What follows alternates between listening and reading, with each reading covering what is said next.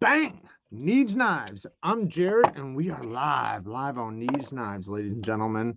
Hopefully everybody's doing well tonight. We have some amazing guests that are finally making it on Neevesknives. You know, they went through all the other channels first before they got to me. You know, they made sure they kept me for last. You know, I'm sure that was planned out, but I'm just joking. But here we go. Richie B and Lyndy Lou from guys. What's up? Welcome. I appreciate you guys coming on. Yeah, of course. For sure. We're gonna talk about the giveaway really quick, and then I have a whole bunch of things to ask you guys and talk about. But first, just really quick, I know it's kind of early. Usually, I let people come in. So actually, you know what? I'm gonna just ask you guys a couple questions, and then we'll go into that because there's people crowding in right now, and I want as many people to hear it as possible. So first off, right off the bat, just for the people joining later on, where can they find you guys? And I'll try to link it right afterwards, but let them know all the places to find you guys: Instagram, YouTube, whatever. So on Instagram, it's pretty simple, Knife Modders. And on YouTube, it is Knife Modders. And that's a good way to do it. For email, it's Knife Modders 1, right? Yeah, Knife Modders was taken. Like, great. But, you guys do a lot of business through email? Not really. I mean, just people that don't have social media, we'll get emails occasionally through YouTube, Instagram. And then I think that's very important. I get a lot of people that do not have Instagram. The more I do YouTube, the more I've realized there's a lot of people that we aren't reaching. So yeah, I try to like put our email in every. We've recently been getting a few, but they're starting to trickle in. I need to do more YouTube videos to like. We are on Reddit also. Mine is Richie6256. We did a lot of work on there like early on. We'd buy knives on secondhand on Knife Swap, and then we mod them and then we'd resell them. So basically like refurbish them, whatever, get them for cheap, sell them. But now it's just we've been so busy. I have so many knives that I bought with the intention of like refinishing, whatever. I have like 4 Spidey chefs, 2 Slaybacks, a Bowie, like, tons of stuff just sitting there. Those are all for sale right now? No, they're not for sale. They still need to be modded. We need to clean them up. Yeah. You just gave up everybody's hopes. Yeah. Destroyed them. But do you guys have any as of right now that are for sale or that you'd be willing to possibly let go? So right now I am working. I'm almost done with it. I just got to recoat the scales, but I have a ProTech Mordax that we did a flipper delete on, added thumb studs, ceramic coated, the scales red with black hardware and a black blade, so it's like black and red. That's awesome. That one's available. Unless we might do a regrind on it, but we might not. I have a Ferrum Forge Crux that's rock patterned with a bronze and tumbled ano, reground blade, black coated hardware, clipping back spacer. That I'm gonna post up for sale, probably on Reddit, maybe on Instagram. And then I brought a few others. I gotta. Have you guys ever done I don't know if you guys have or not, but have you guys ever done the hole in the Mordax? Opening hole? No. Yeah, instead of thumb studs. No, that's a good idea. I've seen someone do like a rectangle. I've always wanted. Yeah. Yes. Oh, because I'm honestly like I do like thumb studs, but like Spidey flicking like fidget is like everything. So yeah. Right. I figured that would have been the first route instead of the thumb studs. Yeah. Everybody, welcome my lovely wife, Kara. She's not in Kara. Hi, Kara. Hi. No, we're going this way. I'm just you do you. I'm just stopping in to say hello.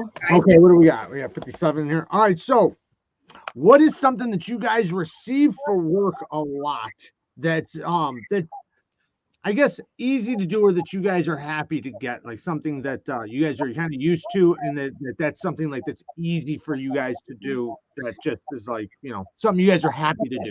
Probably the most common mod that we get is still lightning ano. That's kind of what started us out. Like the very first things we ever did were lightning ano. Well, actually, after whatever. But pretty much lightning ano because we get tons of that, and at this point, we just have the process streamlined so well that it's an easy. It's like it's super easy to just like bust it out, you know.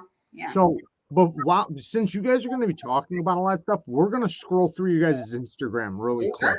so people can see exactly what we're talking about because they might not know what lightning nano is. Sure. So I will pull it up really quick. Hold on, bang, share screen.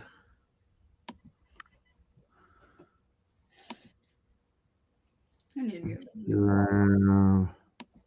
Sure, bang. Let me just take this off really quick so I can jump back into it and just go. You know, another thing is most of the mods we don't start offering a mod until we are like so comfortable with it that we feel good enough to put on, you know, a customer's knife. So we pretty much have the process down all the way if we're offering it. Or if we want something done and we haven't done it, we'll experiment on one of our own knives first, and then we always do it first before we do it on something. Yeah, that's what I did. Like with certain things, like even with knife sharpening, I did it for so long. I wanted to be so confident before I ever took anybody else's knives. And same thing with like cutting in choils or whatever it was. I wanted to be so confident that I had no doubt in my mind that I could. Because shit can go south real quick. That's like the scary part. All my early knives, all my early Gonzos, when I first got into, we were buying Gonzos. I didn't have a lot of money. All those Gonzos are literally just like gone. Like the blade is ground down all the way. Like there's like holes in it and like grind marks. The scales are gone. All that's left is the hardware. It's like for everybody in the chat, we are going to get to your guys' comments in just a second. We're going to scroll through their Instagram so they can kind of talk about some of the things on their Instagram, because remember, these are services that they do offer, whether their books are backed up or not. Eventually, you know, if you guys are wanting something done, you guys can always get on their books. But here I see a Shabazz. What are you guys calling this? I know a lot of these answers, but I'm going to just ask. Yeah, no, I got you. But, so that one is so initially we just did barking, which is straight up and down. This is like a newer one we started offering. We call it cross barking. And then the finish over the top of it is aluminum oxide blast and then a tumble. And then ceramic coated hardware, black ceramic coated hardware. And then we added a tie connector stud. And then the tie connector stud is blackened, heat blackened, because it's really durable. Like over time, the ceramic on a thumb stud can fade on the high points. So we did that because it's just more durable. So can you guys do that ceramic coating on anything just about? Yeah, as long as it fits in our oven, you know. Right. Yeah. Okay, so over here, what do we got here? We got some you got some is that the frosting? So that one is a cracked ice. So the name took it from Todd Begg because we are just so terrible with coming up with names. We can never name anything. And the process is different from how Todd Begg does it. And we put our own spin on it. Yeah, it definitely looks different. So we are so creative. So we called it version 2. That's awesome. Yeah. Yeah, you guys are incredible. You guys do amazing work. And then, I'm going to go over here to the Jimbo really quick. That's like a rock pattern. So that's a rock pattern. These Technos, we did 5 of them. Those I can do Jimbo. I don't know why I said that. My bad. I was like, okay. So those are for Urban EDC Supply. This is just a test run with them. So they're going to drop these on their website. I'm not sure when. We're going to be shipping them out Monday. Okay. Shameless plug though, I did just release a video on my YouTube channel where I showcase the knives and we go over what mods were done to each one. But as far as the drop, we're not sure yet. The moment we know, though, we will be doing an Instagram post or like an announcement of when they'll be dropping. Those will be on there's Ray. Those will be on Urban EDC. Yeah, urbanedcsupply.com. Okay. Ray, I'm gonna get to your donation here in just 1 second, brother.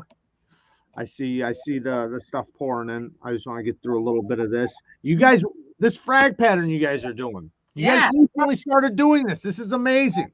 We're trying. We just got our mill probably a month ago. I've had no prior experience on a mill. I had no idea how it even worked. I mean, just from the little research I did, I bought it. Well, first, Sanford Owen, the owner of MBK, he had bought a mini mill, and like I did like one fuller on it, and then I was just like, okay, I'm buying one. Like Monaco was teaching him how to do his like signature like groove in a scale, and then after he played with it for like an hour, he was like, all right, Time to buy. Sanford and Ray from MBK, they're pretty much like family at this point. Yeah, like right. we go over to Sanford's house and eat dinner with his wife and Thanksgiving, and he's just a really awesome dude. Let me ask you this, because I think this would be like a common question. It's a twofold. Can you do those any direction on the handle, and then can you do different size? So different size, yes, we can absolutely do. There's quite a few variables, so you can use a different size end mill, and then also different spacing, and then different depth. And depth will also play a role in size of the squares. how big it is, because you know, the deeper the end mill goes down onto the scale, the less square the wider it's going to be.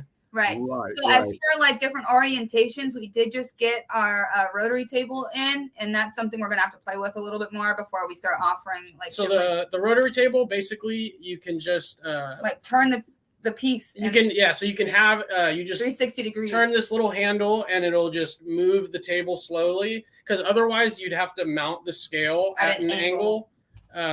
So that would be a little tricky, but with the rotary table, it's going to open up a lot more stuff. We just haven't had time to eat. We literally haven't even had time to like try it yet. So I believe it. I know how that goes. I haven't even had a chance yet to piece together the grinder, and I got it planned, because I'm tearing down my studio. And I'm redoing everything in there first, and then I'm setting that up. So I got like a set goal of like dates and everything of how I'm trying to do it. Good. That's awesome. Have you tried it yet? You're gonna steal. No, I haven't even put it together yet. I got it all. You're gonna steal all our regrind customers. I know. What the heck, man? See, the thing is that I've been so packed with shit that I want to make sure that when I do it, like, I'm gonna obviously take probably a couple days off just to work on it, just to put it together, get it ready. And I don't want to skip a beat, so I want to be caught up on all kinds of stuff so I can still upload. Yeah. Right. Oh, that's smart.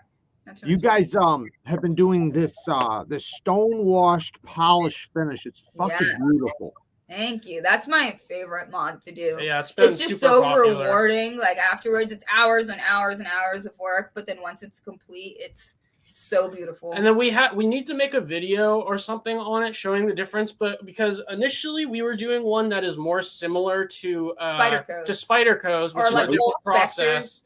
And then more recently we've been doing this one that's like more aggressive and like less stonewash marks. Yeah. So you could see more of the mirror. But we want to make a video or something along those lines that will show the difference and show that we can offer both. Because right now we're just giving this one, but I want to show that there is two different ways. So there will be a post coming soon. We're going to be doing it on either an MBK or one of our knives or something.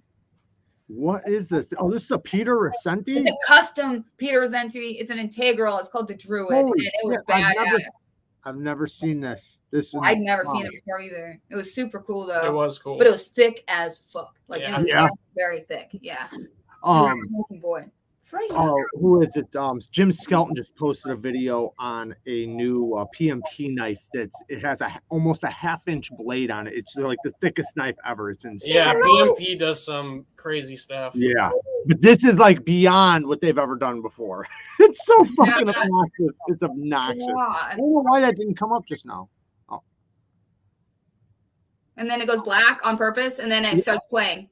Sorry. I thought it was it goes with the music. I got you. Well, we're not playing music because we'll get fucked up here. Oh no! It's not. I have royalty free. I have music that I pay for. I don't even want to test it out. It's not real music. It's like these artists that like I pay for the subscription so I could put it onto YouTube and not get flagged because they're like private. It's a thing. It's called artlist.io. And since ours is like a business account, you can't even use most of the music on Instagram anyways. Well, I know I got that too through my editing app where I have a bunch of like bullshit like tunes and music and stuff that I use. I don't even try it though because I know that would suck. I've had so many fucking people come to me like with even like Mike Emler. He has his own royalty-free shit, and they constantly take his shit down for it. Really? Yeah, it's like it's so stupid. But I've never gotten flagged for any of the music that's so weird.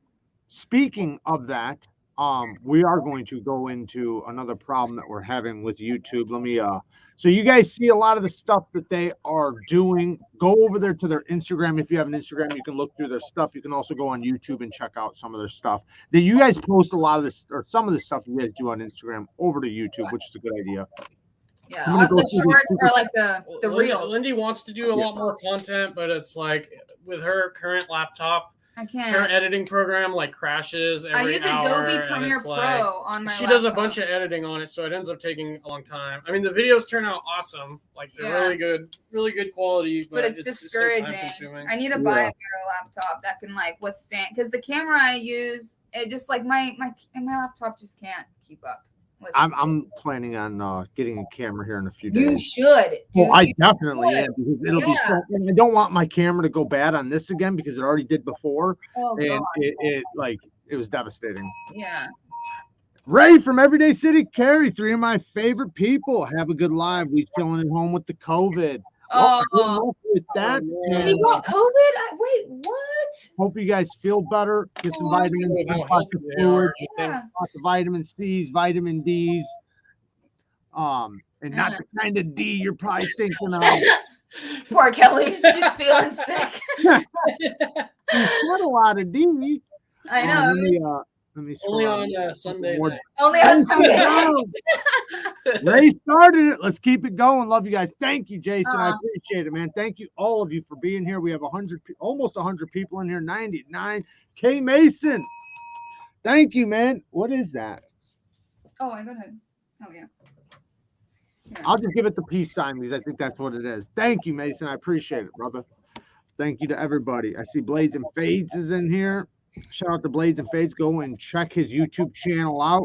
He's been doing lots of sharpening videos, and they are really, really good. Take it from me, guys. He's definitely knows a lot of what he's talking about.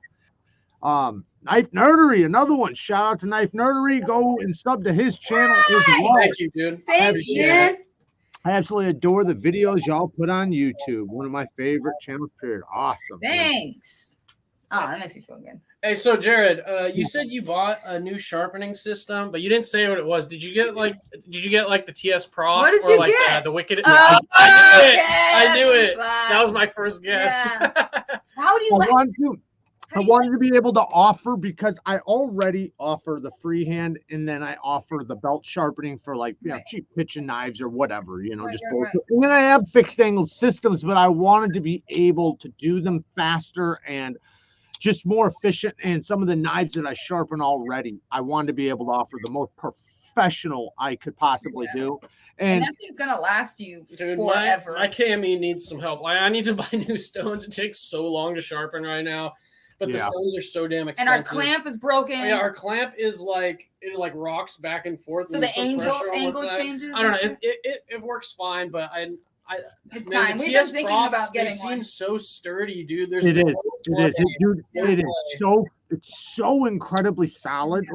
When you flip the knife, when you feel the precision on how the thing's built, you feel like it's from NASA. It's really, really even good. The KME is right out of the box. It's kind of rickety and it's janky as fuck. It is, but I mean, for the price, it's good. And I've made my money back on it easily at this point. Right. One thing I really like about the TS Prof is that you can adjust the thing to where you can fit a 2-inch stone. Yeah, it has those 2 clamps, right? The longer ones. Nice. You can put whatever you want in there, however wide. Which version did you buy? Because I know there's quite a few. There's the Cadet, and I don't know. I got the Blitz. Okay. Oh, okay. That's the same. But I bought. See, after getting the Blitz, I already had.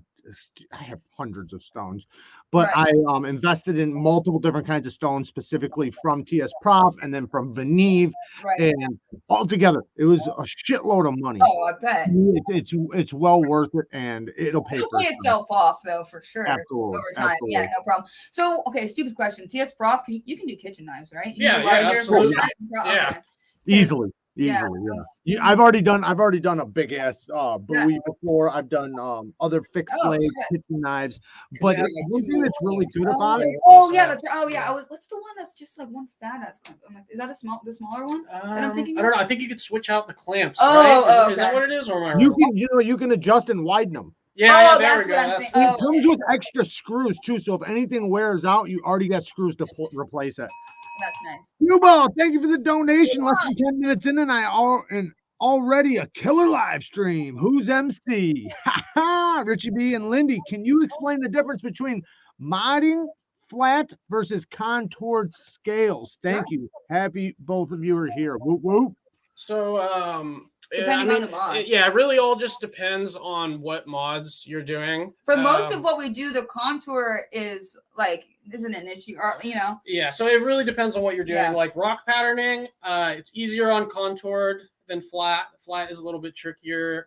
But you just got to do it. Lightning anno, it's the same thing. Yeah. Barking's a little bit trickier on contour. But you can do it, no problem. Ceramic coating, same thing. Yeah. But with milling's the only thing where you want to flat depth, right? Otherwise, it's because it's going to be different depths because it's at a different height in the middle. The line will get fatter and then skinnier. Yeah, which can look cool depending on what you're doing. But so if it has like the contoured edges, you could probably just do like the top. Yeah, exactly. That's what you'd want to do. Yeah, right. Which would look fucking like bad. For the shaman, like the shaman's that way, where it's like pretty much a flat scale, but just like So. Absolutely. Seems logical. Ask, he's talking to me. Do I sharpen swords, or is that a little too absurd to sharpen with your tools? I can sharpen them. I would do them most likely on a belt. I can do it freehand. It'd be absurd for me to charge because it would be a lot of work because I'd have to do it in sections and then like finish off the whole thing in one. Yeah. So it's definitely a job. It's not like a sword needs a super precise edge. Like a belt edge is fine for sword. Right. And it's probably the best bet because the belt edge I would put on would be a convex edge, which would make it a little more durable. You don't want to really fine edge on a sword, fucking chop something one time, and then not have it be sharp anymore. Right. You want that a little bit of a convex edge. So I'm going to talk about this giveaway really fast, and then we'll get right back into this because we had some issues with people using the links to go over to the channels, and I'm talking about the big giveaway with Rockstead, the Hinder, and the Shurogorov. So I'm going to post a new video, and I will post it probably tomorrow or the next day, probably more on Monday, and it will, one, explain everything, but two, it will give you guys an opportunity to go over there a different way because I don't want you guys using the links to get over there and following because it seems like even the people that are watching the videos and subscribing, for some reason, they're not allowing them to stay subs. So one way I would suggest is just Google the channels. Try that. See a good idea. And if all those fail, if at the end of the day, when I do this next video and I throw up, because I'm going to throw up the @ symbol instead and just have channels click on that, that should just bring them to their channel, without using a link, just with the @ symbol. Anyways. Or maybe, oh wait, never mind. Having like the people that you're listing comment below and you pin their comments and you could select. Do you get what I'm saying? Like, so maybe not. I could try that. I could try a little bit of both. I don't know why YouTube is not realizing these are real people when they're interacting. I don't know, because people will comment in and we were up to like 2,300. Yeah, it went well over. And now it's back down to 800 or 1,800. Yeah, I'm not sure. It's so crazy. I literally have a picture of everybody's followers right before it started, and it's like they just went right back to where they were, and I feel really bad about it, but we're gonna figure it out. If all else fails, people can use their girlfriends, their cousins' device. Yeah, go over there and follow, because when I do the actual video, because remember, the video I've already posted, that's not the entry video. I'm going to post an actual entry video where you guys are just going to have to comment. And once you comment, I will generate those comments into the 3 winners. But I am going to attempt to make sure that they are sub to those channels. I just want to make sure you guys see the content. That's it. You guys don't have to stay following the content. All I want you guys to do is see the content. And I know at this point everybody has, so most likely I'm not even going to double check because I know it's been very frustrating, right? I understand it's been frustrating. I appreciate everybody at least attempting, and basically, I'll probably just take you at your word, and hopefully you guys went and checked out the channels. But don't not try to follow those channels, because even though, because it kind of hurts the whole situation when they were supposed to get followers out of it and people to watch the shit, and they're still at the same spot. But if you guys are watching their content, that's what matters. What matters is the views and everything else. So hopefully it winds up working out. But make sure you guys are subbed to Richie B and Lyndy Lou over at Knife Modders. And like I said, if you guys don't want to stay following any of the channels, you guys don't have to. At least you guys got to check them out. So what was it? Oh, you know, it's kind of funny. Nick Shabazz, I've never met or really talked to Nick Shabazz, but he commented on one of my videos. I finally made it. Yeah, dude. Okay, well, I'm not trying to brag, but he commented on my first I'm video. sure he has. I mean, and I met Nick Shabazz at Pledge Show, so I'm like, He really cool. us, yeah, actually. He came up to us, and he had a face mask on and his little fedora, and he was like, "Hi guys," you know, in his little voice, and I was like, "Oh Yeah. my god!" I like fangirled so hard, it was like kind of embarrassing. No, and we were at the MBK table, and she was in the bathroom. She came back to the table. I was like, "Hey, Nick Shabazz is just at the table." She's like, "Oh my god, Nick I Shabazz!" started screaming. It was super embarrassing. You would It is know so him right funny. away once he opens his mouth. I guess the mask Oh, kind yeah. of gives it away. Oh, yeah. Right? And he was the only guy in there with a fucking fedora on. Can you So imagine it's like, if somebody else came in there with like a Spider-Man mask, right? You Yeah. know, like before, you'd kind of be wondering, like, is that Nick? Is yeah, that, oh yeah, right. you know, is he Yeah. fucking with us? Yeah. Randy Nick Thrasher with the Nick 20 Shabazz had, pounds. like, Thank you for the little donation. group Look of at guys this group following him here. around. Open the book so I can get some work done already. You guys get that? He said, Yeah, "Open the yeah, book." We're absolutely. trying. So, like, we had a couple retailers hit us up just before we were about to open up our books, and so Not a bad we just thing. don't want to get slammed with like Yeah, customers I get coming in, and then I get it. I get it. You know, I mean, We want to. We you're only do. capable of so much, right? You guys are two people, but as soon as Yeah. you We guys thought got we this were going to big be able to company open it a going, long time ago. as soon as you guys got this Amazon, you know, size company going, then, Yeah, I know. you know, I need to hire everything some reopened people up. on. Dealers Spanky with the 5 bones. Knife modders. Do you have a dealer's choice option for Dealer's knife mods? Mods that you think would be Yeah. dope as fuck. So Oh, that's, hell yeah. Yeah, yeah, so go ahead, go ahead. So we could do that. We would just need a little, like Just a little what, something. what you like and what you don't like, because the Polish last thing I finishes, want matte is to finishes. like do something to someone's knife, Irreversible. and then but, they're hate like, this. "Oh shit!" yeah. I I fucking mean- hate this shit. Yeah. So, yeah. So, I mean, just we'll ask you a few questions and we'll go through it. And also, like, knowing what knife it is, like, helps a lot. But, I mean, seriously, any mods. Like, yeah. But hit us up on Instagram. If you want to talk about It it. seems logical. Says, I know Nick Shabazz knows his stuff when it comes to knives and tools, but what I always liked best about him was his personality. Yeah. Guy is a wise and genuine dude who always is giving back. Always I giving agree. back. Yeah, agree. I totally. He's so nice. Yeah, he Incredible. does seem very genuine, and I like that about him. Super I've charitable. never ever said anything negative about him. I don't know him at all, but I you know, you kind of get that feeling with people, you know. Yeah, he's a good. And you dude. can tell in person too. Like when you just talk to him, he just seems like a really nice person. Super Yeah. nice in person. I've heard that. Even like Mike, you know, Mike has nothing but great things to say about Yeah, the guy. yeah. He knows him personally, so Yeah. okay. Yeah, So he talked to us no, about no, it. go ahead. Oh, So no, I it's got all right. a couple little questions here, like just some like bullshit ones. One is about a steel. So, and this is personally from your guys' experience, not from like what you know from the community or anything like that. right. Just personally, your experience with M390's edge stability. What's been your guys' I guess, you know, what's happened with you guys with it? Sure. Yeah, I've had mainly a positive experience with it. I mean, I don't really like hard use my knives crazy or Amazon anything. packages. Yeah, boxes and little Break down things, tape cardboard. and just Get her the regular stuff. But I mean, yeah, it's I've never had any issues with Yeah, it's been M390 great being for the most chippy or part. anything. Yeah. And Yeah, me neither. yeah, I think it's fine. Once you get past that like initial like factory edge, it's great. yeah.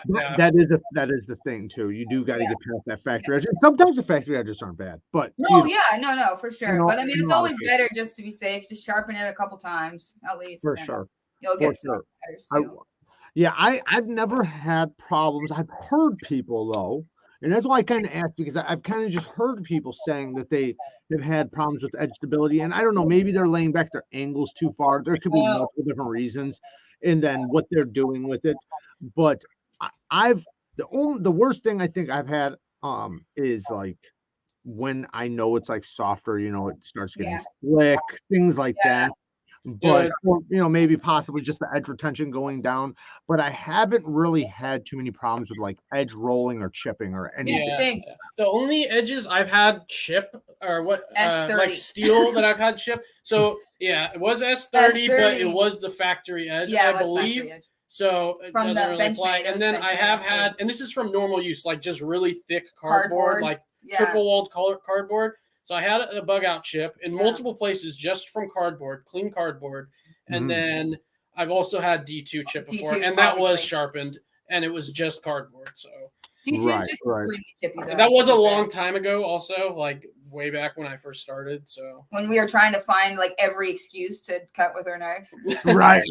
Backpack B with the 5 bones. Great to see knife modders on here. Thank you. And then Steve wants to know your cat's name. My cat's name is Freya. Thank you, Fiend. Fiend wants to know. I'm sorry. Q and Fiend wants to know. Thank you for the donation, Fiend. You didn't have to do that, brother. Thank you. Look at the camera. What's the cat's name? This is Freya, and then my other cat is Loki. Freya and Loki. Yes, she's. Nice. I mean, okay. I'm going to tell the story because I think it's really funny. So I was looking for cat names because I was trying to go along the theme with Loki, like Norse god names. And I was looking for female names, and then I came across Freya. And in the like mythology, it says that Freya is pulled across the sky in a carriage pulled by cats. And I was like, oh, Freya! So just thought you should know. William said some dope pics on Instagram. Thanks, man. So another one from any tip. So I guess this would be like things that you possibly get requested or get that is, and I don't want you guys to hurt your business any at all, but I don't think you guys mind, people learning a little bit. But is there any like very easy mods that you can just do at home from your guys' opinion? I know I have my opinions, but that people can just do at home and they don't need to send anybody. They can just do it right at home. Yeah. I mean, acid washes for sure. Yeah. I mean, when we started out, we were using like a muscle milk container with fucking rocks from outside. And then you can just get some ferric chloride or muriatic acid. But ferric chloride, we like using the best. Ferric all day, every day. So you just make sure, so clean your blade super well. Soap and water. Really, you're going to want to wear gloves. Yes. Nail polish off the detent track and the bearing area. And then also the lock face. And then you put it in, after it dries, of course, put it in the ferric. For your ferric chloride, you want to do like 75-80% ferric, and then like you can experiment. Yeah, sure. But we've had best results with like a higher ferric to water ratio. So then you put the blade in the ferric, and you could do it for 5 minutes, 10 minutes, 15 minutes. But at a certain point, it stops getting darker and will screw up your blade if you keep it in there. So you have to check it. Yeah, and then after you pull it out from the ferric, you want to remove the like slag. What is it called? Yeah, it's like slag. So there's like attached still. Yeah, the loose steel still attached. And once you wipe it off, you want to make sure you get all of it off so it doesn't look streaky. And then you wash it. We use baking soda afterwards, so we'll run it underneath water and then put baking soda on it to make sure it neutralizes all the acid. Right. You can just use like a Mr. Clean magic eraser because you want to make sure all that black stuff comes off. Yeah. Because if you don't, it could end up rusting your blade. Right. Because it's just loose steel. And then just make sure to use a bunch of baking soda on it to neutralize all the acid. Or if you put it back together, your shit could start rusting. And so then afterwards, then you get your container of random rocks. So you can get river rocks from the Dollar Tree. We've done that before too. I go and buy ceramic tile and crush it. Oh yeah, you can do that too. I mean, for sure. Like broken tiles, you can experiment with media because you can buy media cheap different too. stonewash look. Yeah, I know. Yeah, exactly. It's cheap, and I mean that's honestly, and it'll all give you a good finish, just depending on how you tumble it.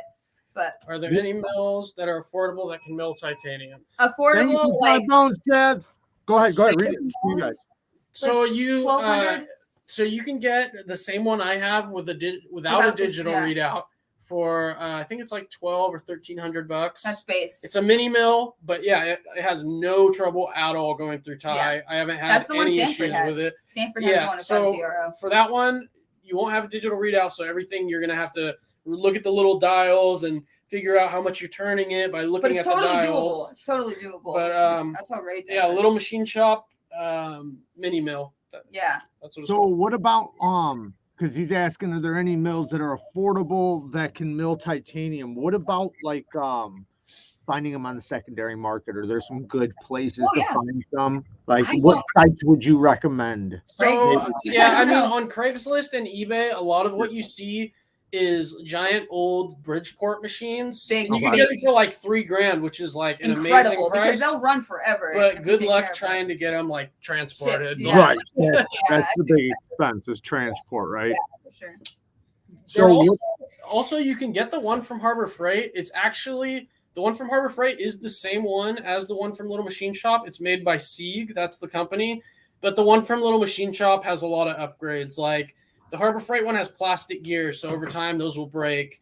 And then it has a tilting column, which just plays in another factor of how getting it square every time. So you want like a solid column. So that's what they did with that one. And then there's just a bunch of little upgrades they did for this one, bigger table. But the one from Harbor Freight, I think is only like $500 or $600, which is totally usable. I mean, you can machine or melt titanium. Yeah, you should be able to. Like Red Beard Ops, that's what he had for the longest time. So Terrence is asking me if I tried to swap on my Ferrum Forge Archbishop 3.0. No, I have not. But so I've gotten a couple recommendations of one. So this is for everybody who has an Archbishop 3.0. The TRM deep carry clips fit, and then also the Kubi what the hell is it?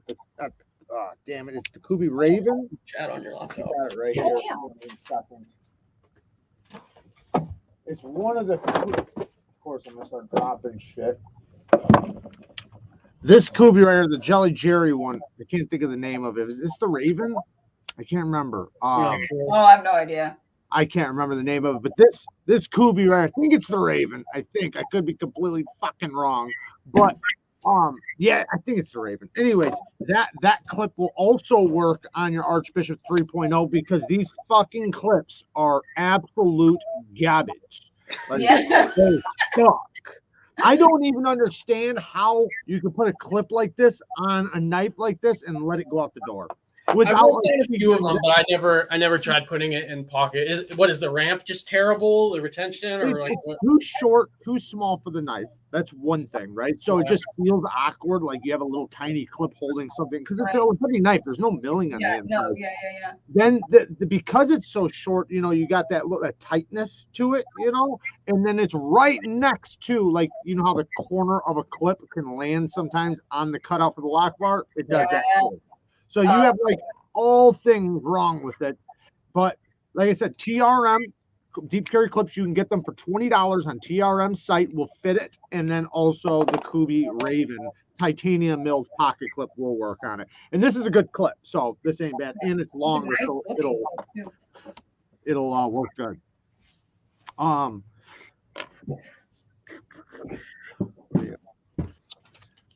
Take a sip. Where's my native?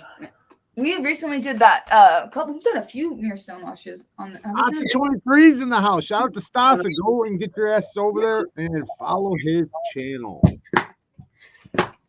So recently, I've tried to make some pocket clips. So nice. This was the first one I made. You're not gonna be able to see the ano, but this was for a native lightweight. Okay. It's not perfect. Like I thinned it out too much in the middle. The ramp works great, and also another thing is I didn't land on the logo, so going in the pocket it's kind of weird. But other than that, it turned out good. It has good retention and spring and super springy, like in the good way. Was that the only one you made? I made another one for a subvert. Where is subvert? Let me see. But I haven't finished it yet. This is my favorite but one. This is the shape of it. And then got the underside.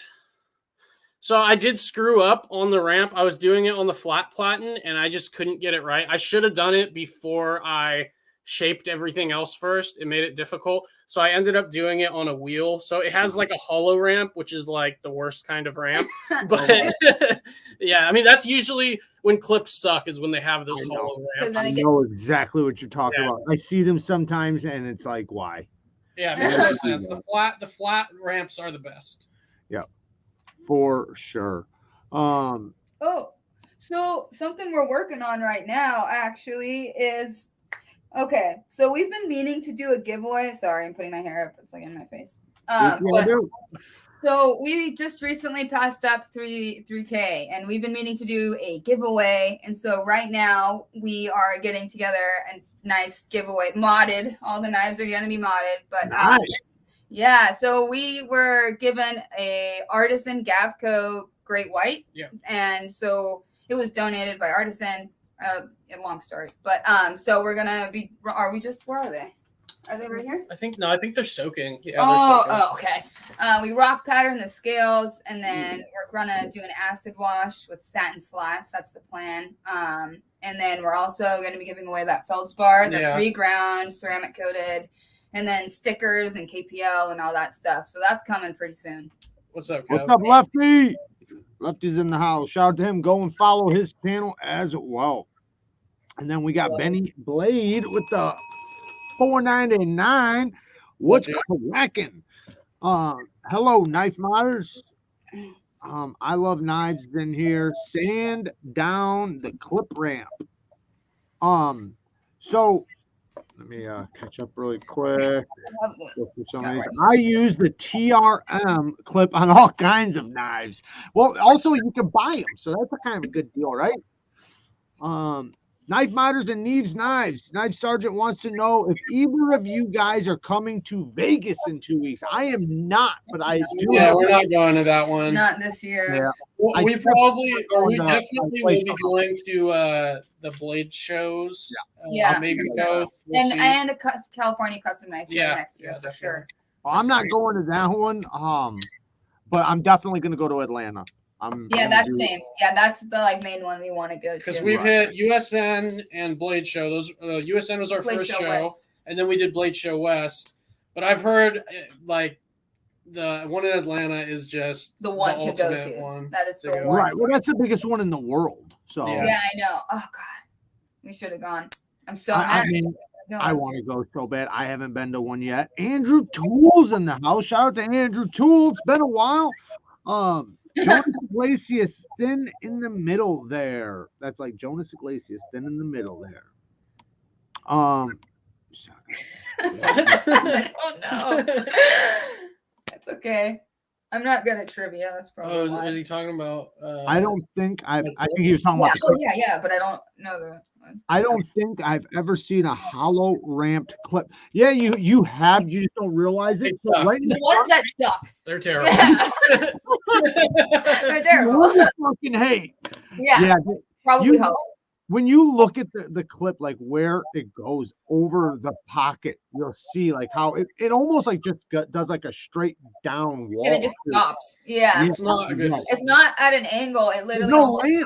There's no ramp. Yeah, there's literally it ramps down. Like it doesn't ramp into the clip. Like it's opposite of what you want. Yeah.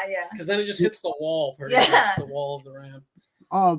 Blazeburger wants to know, did he hear you guys can add fullers to blades? Can you guys do fullers? Soon. I have done one, and I was like rushing, and I didn't clamp it down properly or anything. It was like in a piece of wood with some screws around it, and I fucked it up. So I haven't set up a jig for doing it yet, but definitely soon when I have some time to experiment. Yeah. It's definitely a possibility.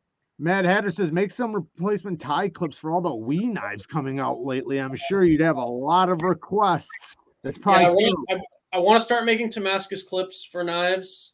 Definitely. That would be awesome. I have a big sheet of tie I got for a really good deal.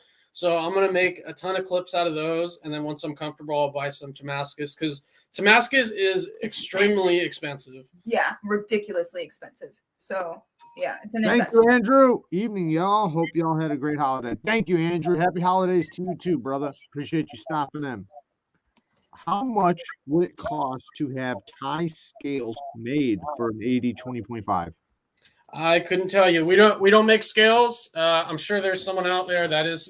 Isn't Flytanium coming out with some titanium? I don't know about them. I've seen Carbonized, but he does, like micarta and stuff. I haven't seen anybody doing tie yet, but I would think that they would be the first one. I heard some. I don't remember who it was, but I heard that they for the 80-20.5. Oh yeah, I don't know. No, I haven't heard of anyone. Or maybe I don't know. Not titanium. I had a few other people ask me on Instagram. Somebody's gonna capitalize off of that shit. I know, that's a big market right now. Stasa says he'll be in Texas and Atlanta. He says the ATL is awesome. I'm looking forward to the Atlanta show. Oh my god, I'm so excited. I know, me too. Especially since I haven't been to any. I think that'll be the one to go to. Oh man. Yeah. For sure. And okay, Chaz, really quick, says, which TRM clip fits the Archbishop? I think the same one that goes on let me grab it. The same one that goes on the Atom and the Neutron, because I think it's the same, what's it called? The same screw holes should line up, but I'm pretty sure it is the Atom that it works on perfectly, because whatever clip they sell the replacements for on their site, I'm pretty sure the whole pattern is the same. So I don't think it'll matter as long as it's TRM clip. Yeah. Oh, Marty. Oh yeah, duh. What's up? Oh, so this guy in the chat said that Knife Eclectic, Marty, is with a company that is working on some tie 80-20.5. Someone else said in chat that Titanium is doing that. They are doing 20.5 titanium scales. Yeah. So I guess who knows? They're still working on those Lotus Micarta Para 3 scales. I know, man. Waiting on those. Lefty says he'll be in ATL, and he's got some table with some demon knives. Hopefully, we'll have that would be amazing. And I'm really looking forward to it in a couple different ways. Like, I'm looking forward to it to obviously see all my friends and hang out and have a good time. But I also think it'd be a great opportunity for the channel as well. You know. And also just meet a lot of people and hang out. But I definitely look at it as like a business. Some cards made with all of your your socials, so you can pass them out. I'll just start. Yeah, seriously, I regret. Yeah, we had not doing that. Yeah, and then just completely dropped. Yeah, we completely. I also just didn't want. I don't know. Yeah, felt weird. I was handing people out my card, and then we went, and I was like, oh, that would have been the perfect thing to have. He says, how would ramp clips if you never plan on taking it out of your pocket? Yeah. Or if you never plan on goes in, you don't want to take it out. I start dreading, to be honest, I didn't used to be this way. I used to look at people that would complain about clips and just think what are you fucking bitching about? It's a fucking clip. But then now, after I've had so many knives in my pockets and ruined so many pairs of pants, I'm like, fuck these clips that don't work. I'll put it out of my pocket. I guarantee, I carried my 3.0 quite a bit just because I love the knife so much. But the only reason why it hasn't been back in the pocket is because of that clip. That's why I'm definitely going to switch that. But there's so many knives that I love, but I fucking hate the clip and it just ruins me. I can't.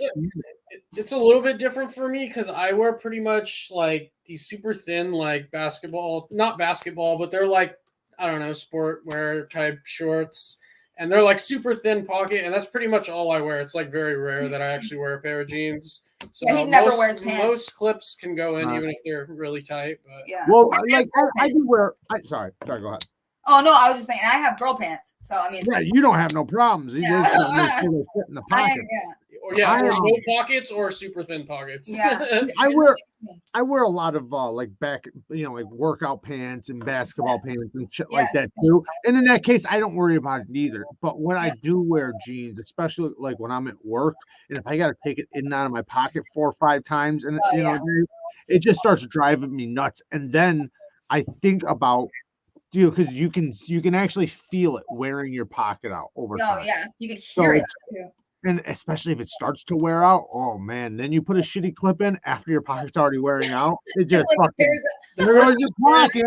I had with a shit clip was one of the old Tucsons. It was one of those ceramic ball clips, and it was only held in place by one screw. It was awful, dude. I had it fall out of my pocket so many times. Yeah, that's now. Shout out to Backpack B, going sub to his channel and Tri-State EDC. What's up, beautiful people? Yeah, I fucking hate. I mean, there are some like Tucson recently started doing, because you know how they have it's not a ceramic ball clip, but it's like a titanium ball clip. Yeah. Some of them are just horrifying, but recently they've gotten a little bit better because the tension isn't so strong. They still aren't the best, but they're way better than they were. So I accept them. I accept them as they're okay, right? They're not really damaging my pockets at all. Right. But the ceramic ball clips, some of them, holy cow, man, they're just so tight. There's no give. No, I don't know who thought that was a good idea to start doing that. Seems like it would be a good idea until you try it. Yeah, it seems like it. Like, yeah. I thought it looked really cool. Like it would just slip around the ball and it would be fine, but it's worse than current or concave, whatever clips. Well, you know who did the ball clip really good? Well, it's not a ceramic ball, but the titanium ball is Olympic because they made it an oval. Yeah. And they made it like rant on both sides. So it works out perfect. The tension spot is a lot bigger. A regular ball only has one contact point. Right. So that one contact point is constantly just going over things rather than a nice large contact point. Right. So F4 Nunez said, what are the best projects you guys did that involved either blade chops or blade reprofiling? That's we haven't done. I've done chops on my own knives. Yeah, I mean, I haven't done chops on my own or on customers' knives, but I've definitely done a lot of reprofiles. My favorite ones were probably like the Harpoon Spidey Chef ones, because I've done a lot of those. And then other than that, it's just been a lot of like basic reshapes. Or like on the Hollywood Tactical says, join Fairtube, a labor union for content creators to get some pushback against fascist tube, because they attributely demonetize, no transparent policy, no due process, no. All right, well, I'll have to check them out. Join, was it Fairtube, a labor union? I'll have to check it out. Fairtube. I'll write it down. So I got another question for you guys. Hold on. What are you? Well, this is going to be a twofold. So, what was the most impressive thing you've seen in 2021? Like, what was your if it's a couple of them, no big deal. But what was some things you were really excited about that you've seen in 2021, and then what are you excited about for 2022? Okay, so let me think here. So I don't know if this came out this year or if it came out last year because I wasn't really on top of it. The 10V Kaiser Sheepdog with the micarta, this new clip that's fucking awesome. Yeah, and then DLC. This thing I got off the secondary for $75, and I'm so impressed. Like the detent is amazing. I know. The clip is amazing, and then 10V for that price, like I was blown away. And I can't believe they're still in stock. Still, like it's fucking crazy. I know it's not a super high end knife, but this is just like all I've been carrying since I got it. I have the titanium one. Around here somewhere, but I have the titanium full-size sheepdog in S35, and it's got it's a non-flipper. It's just a reverse flicker, it's got the whole fucking detent is so solid on it. But same thing with the micarta ones. They're liner lock, so it is a lot different, but yeah, they definitely tune the liner really good. Great knife. To me, the non-flipper is the best version they did. And just the fact they put 10V on this for under 100 blows my fucking mind. That is crazy. Like they did that with a bunch of models. They did 3V, 4V, 20CV, M390, all right around the $100 range. Yeah. So they did some like $109 here and there, but still though. And then I think one 20CV one was like $130, $140, but still. With a really good quality micarta. So they definitely killed it this year. So what knives have impressed you this year? That was the question. Ooh, my F5.5. Oh, that is a good one. My F5.5 and my Carta. I absolutely adore that knife. It's probably just the grind and the simplicity of it. My first one that I had a better T10 than the one that I have now, but I love that knife so much. Yeah. So good. So what are you guys most excited about for 2022? Is there anything you guys kind of know about that's coming out, or the stuff that everybody kind of knows that's coming out that you're excited about? Lefties. Or maybe possibilities? Yeah, I don't know. It's hard. I guess I haven't really been looking. Yeah, I know. We've kind of we haven't really paid attention recently. We're kind of tapped out on buying knives because we just bought so much machinery and stuff that like looking to buy knives is like the last thing. I do it, but what I am most excited about that I'm going to get this year, I've got two Jaeger M's from Brian Brown. Pre-ordered 2 of those. Never pre-ordered before, and I bought 2 of them, so it was like a lot of money. It was like I bought one of the titanium non-flippers, and then I bought one copper camo with the flipper, with the inlay. So that is like my favorite knife design of all time. It's the most it's so beautiful. I love the Jaeger so much. Well, speaking of recent things that are just coming out for 2022, the titanium sheepdog just dropped. So that is a thing. It literally just dropped. You can order it right now. Also, the flag pattern Kaiser mini bag lighter, the titanium, that you can order, but you're not going to get it till the end of February. Right. There's a couple knives from We that recently just dropped, and then they have a couple models, man. I've been waiting for. I thought they were going to drop at the end of last year, but they did not. I feel like for budget, I don't know, with the exception of this, like budget knives and We knives, they just don't interest me as much as they used to. Yeah. I do like what Lefty was talking about. Like this was the year of this last year, 2021 was like the year of the boutique brands. Like and the like small I feel like all the best stuff that came out was from those small like boutique EMP, brands. Like it really was. They killed 5.5 and right.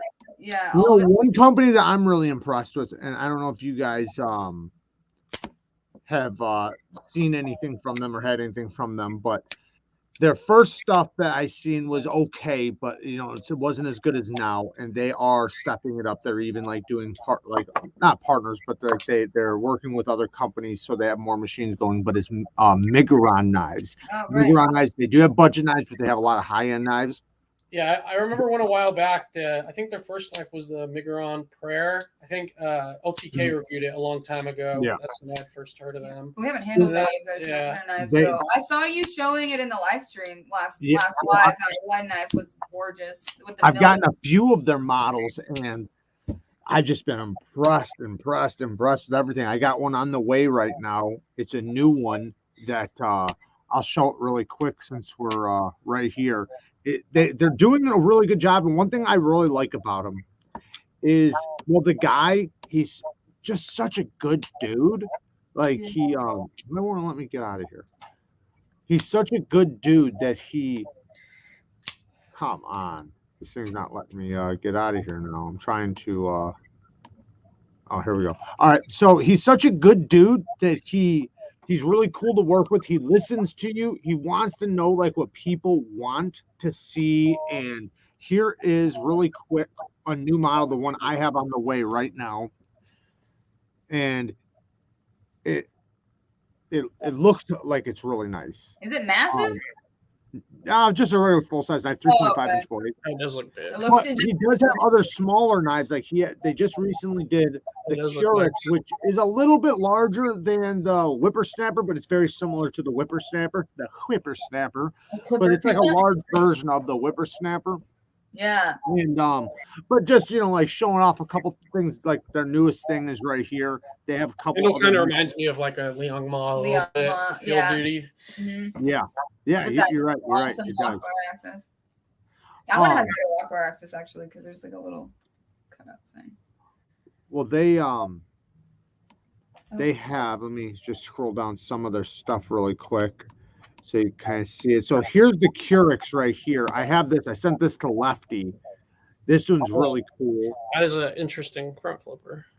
Yeah, it's definitely tall. You definitely have to keep your hand out of the way, but once you get it down, it's really good. Now their other knife that I'm going to show here in 1 second is a dual grind. So when I had first heard of this company, I swear I had heard that for the first knife they had come out with, I swear LTK had said that Rayot was OEMing them. Is that? No. They do their own OEM work, and it's actually a really small shop. That's why they actually had to team up with this AM8 company to so that they can start doing a little bit more, because they're taking on OEM work that they are not necessarily. So wait. This is the shop that makes these. This company.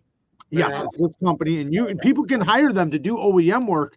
Thing is that they have their own knives, and then they do OEM work, and the people that they're doing OEM work aren't necessarily saying their name, so they have things going on that aren't necessarily being talked about. Right. Yeah, of course.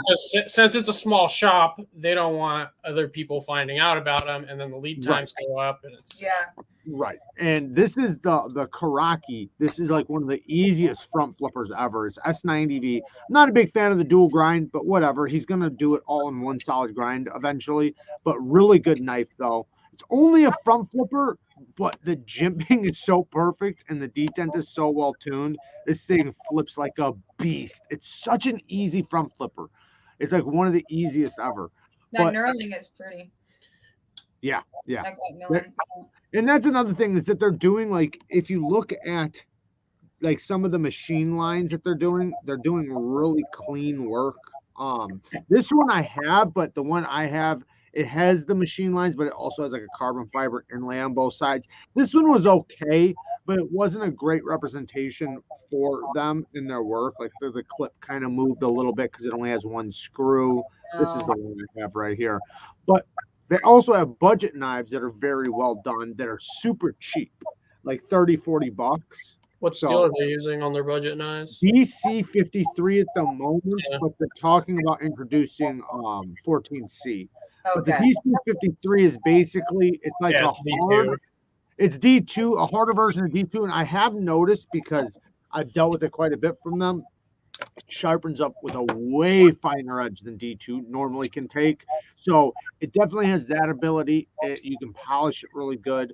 And it seems, I haven't done a control test myself, but somebody else did. And then right now, I think Outpost 76 is about to do a control test. And the control test from the first person did really good, like better than you would think. So we'll see, only time will tell. But so far from what I've seen, I noticed a little bit of chipping, but I also was doing stupid shit with it. So I can't really say it was the steel. It probably was me, but it was pretty good. I liked it.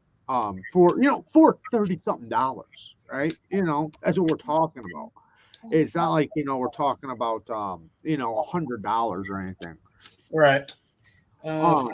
So someone's asking about how much for Spidey Chef Harpoon Reshape. It's $60. $60 plus shipping for Harpoon Reshape. Nice. I wish I could do tool steels. Florida humidity says no. Yeah, a lot of people have that problem with some steels, man. Some people are just worse than others. I personally don't have an issue, but a lot of people do. Excited about the TW Price Dawn. Oh, yeah. That thing is gorgeous, dude. I totally forgot about that knife. It's beautiful. So beautiful. Yeah, that's true. Also, another one, the EMP EDC 3.5. Yeah, we're actually we actually have 40 knives from EMP EDC on the way right now. We're gonna be doing some runs with them. Yeah. Because we did a short test run. It was like 3 knives. Just to check us out. Yeah, just to see if you want to go with us. And now that these this next batches have come in, he's gonna send those here. They're on the way. The roaster wants to know how the heat treat seams on the 10V. I've heard 10V is similar to K390. Is the edge strength just as crazy? I can stab a brick with my K390 Endura, no damage to the edge. That's for this, I've only had it for, I don't know, 3 days or so. And cut cardboard and other stuff. Right, I mean, I haven't done anything crazy with like it. extensive So. testing. Yeah. Yeah. K390 to me, it has the ability. So like with mine, like I wouldn't stab it into a brick. I definitely would be afraid it would chip. Yeah, I would never do that. The edge retention lasts really good on it if you're cutting regular shit. The edge will eventually start getting slick, but the working edge lasts forever. That's the thing with it. It's like it takes an amazing fine edge, but it doesn't hold it for a long time. But the working edge will just like last forever. Yeah. So that's the best thing about it, in my opinion. John Evans with the $4.99. Hey, try it. What's up, brother? Stassa asked what version of the mini sheepdog I got. So this is the DLC Black Micarta 10V non-flipper, and it's fucking awesome. The D10 is stupid. Like it is so good. I just bought another one actually. I bought the green micarta version. I'm hoping, because I would love to see them do the full. They're all out of full size right now. For the micarta, but I'm hoping to see them do some of that micarta on because they only did the black micarta with the non-flipper. Yeah. For the full size. So I'm hoping to see some of that micarta. I know it's gonna happen. You know, they've been doing so much because they've been doing like crazy amounts of shit. I know. They've just been so back in the day I did have the Damascus titanium mini sheepdog with the flipper, and dude, it was just like novelty, like having it that small, and then I lightning anodized it and it was like so impossible to open with the flipper. The detent was terrible and it was just novelty. Like there's no point in even like that's the beauty about the non-flipper though. You ain't got to worry about that. Yeah, exactly. It feels like a complete different knife like this. Yeah, that's how it should have been. You know what else is really good? Oh, I got it right here. The non-flipper has the choil area right here. It gets up nice and tight to the blade because it doesn't have the flipper. So it's really nice. The detent is so solid on this. Yeah, it's amazing. Kaiser has been killing their it. detents. Yeah, they've been killing it. Yeah, they have. If I was going to get one knife from Megaron, would it be the Curix or the Centurion 2? I haven't tried the Centurion 2. The Centurion 1 was very nice, but since I've tried the Curix, I'm going to say the Curix. The Centurion was really, really nice, so don't get me wrong. If you like the way it looks, go for that because I have no doubt it's not super solid. The Centurion 1 was really, really nice. Really, really nice. We have this little piece of rug that came off of our carpet that we have in the living room, and my cat just pulled it off the door, and she's like freaking out. She thinks it's like a snake. So she just like jumps straight up in the air. It's so funny.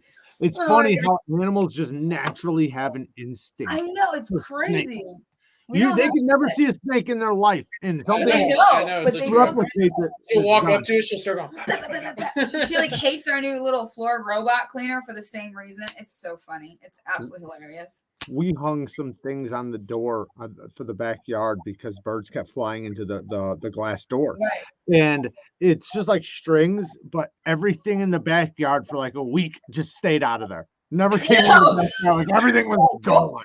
Fuck that. The buckets, the squirrels, nothing was around. Like, I'm super pumped about the collab between ProTech and Terzola. Maybe I didn't hear about this. You guys know about this? No, I had no idea. What the fuck? Yeah. I didn't know about this at all. That actually sounds super interesting. That's what I'm wondering. Because I love Terzola's designs, but damn it, they're just so expensive. Like it's almost impossible to get anything. Let me see if I can find it. Who was it that I remember that boy show that I really, really liked? That I didn't remember. I was like, whose knives are these? In front of the guy. I can't remember. Designed with mass drop. Yeah, he did. I know, but I can't think of his name. I can't remember. Zinker. Oh yeah. Zinker. Brad Zinker. Oh man, his custom knives were so nice. We handled them at USN. Yeah.